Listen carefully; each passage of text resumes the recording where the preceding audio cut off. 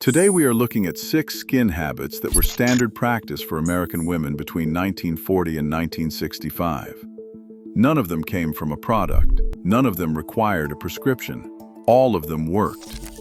Dermatology is only now publishing the research that explains why.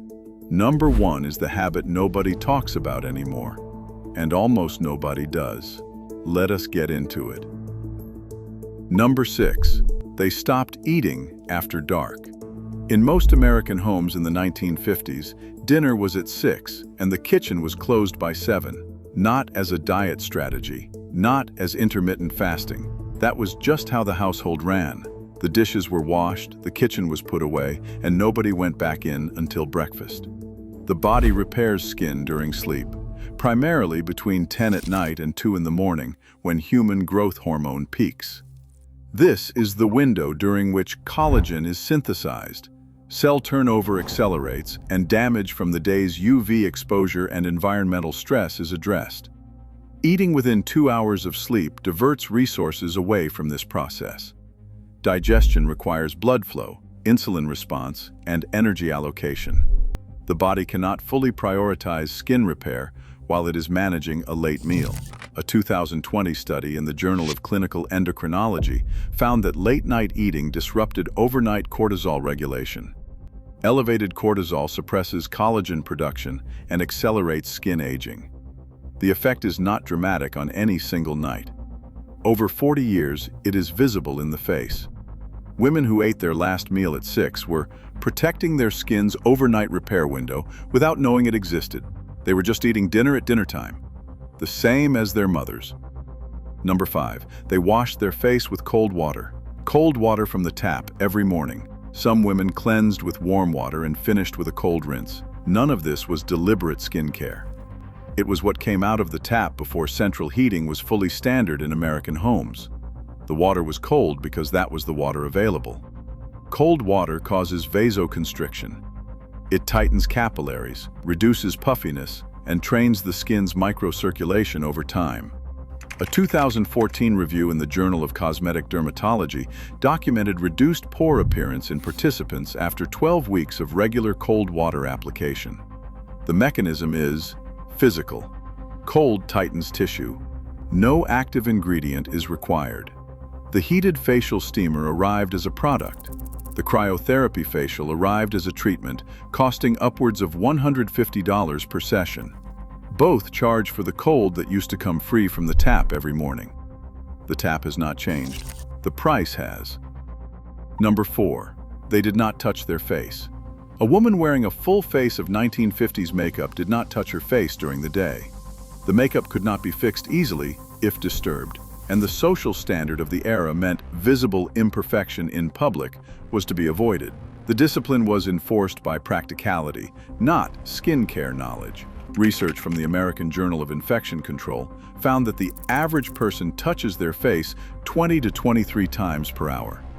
Each touch transfers bacteria and environmental contaminants from the fingers to the skin surface.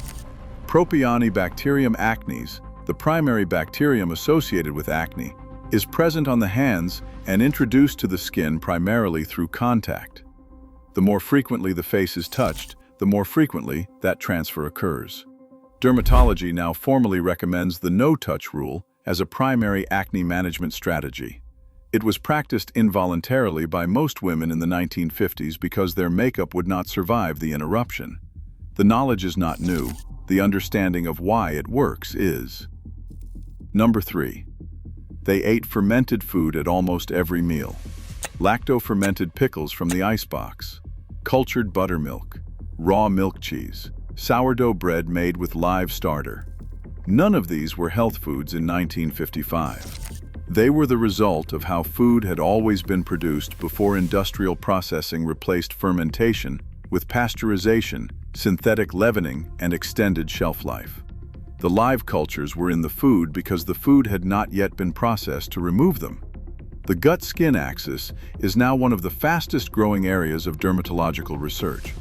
A 2018 review in Frontiers in Microbiology documented associations between gut dysbiosis and acne, eczema, rosacea, and psoriasis. A healthy microbiome reduces systemic inflammation, which is a primary driver of skin aging and the most common skin conditions.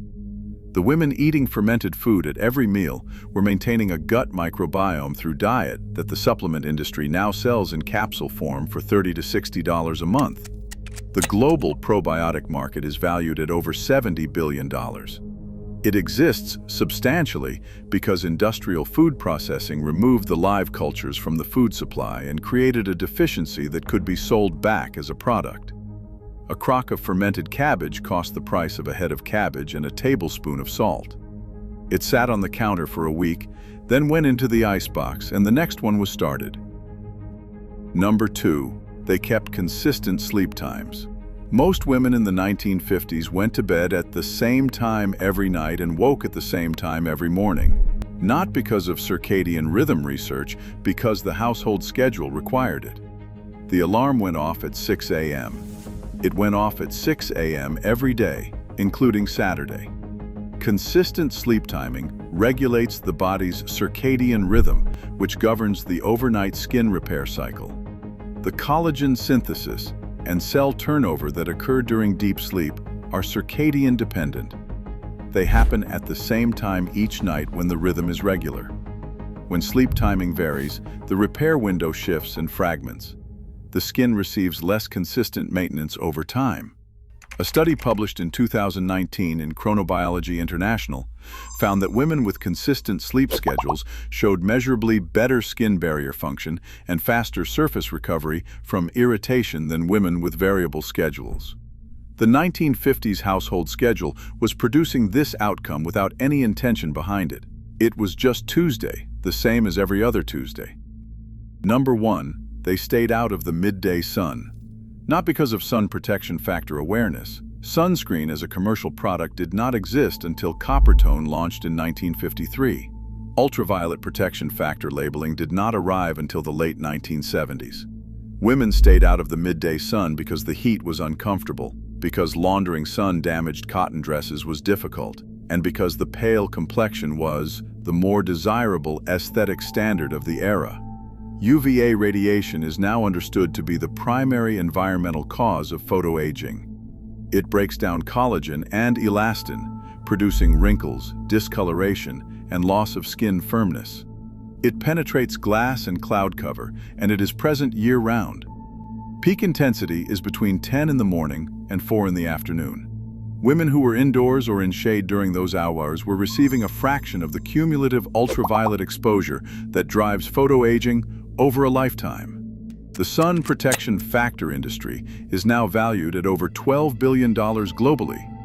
It sells protection against an exposure pattern that most women in the 1950s were avoiding as a matter of habit, comfort, and aesthetic preference. They were not protecting their skin. They were just staying inside during the hottest part of the day. Their skin at 60 reflected 40 years of that habit. 6 habits, none of them products. None of them prescriptions. Stopping eating after dark, cold water in the morning, not touching the face, fermented food at every meal, consistent sleep timing, avoiding midday sun. Dermatology is now publishing the research that explains why each of these worked. The women who practiced them in 1952 did not have access to that research. They had household schedules, practical constraints, and a food supply that had not yet been industrially processed. Their skin at 60 was the result. The research caught up eventually.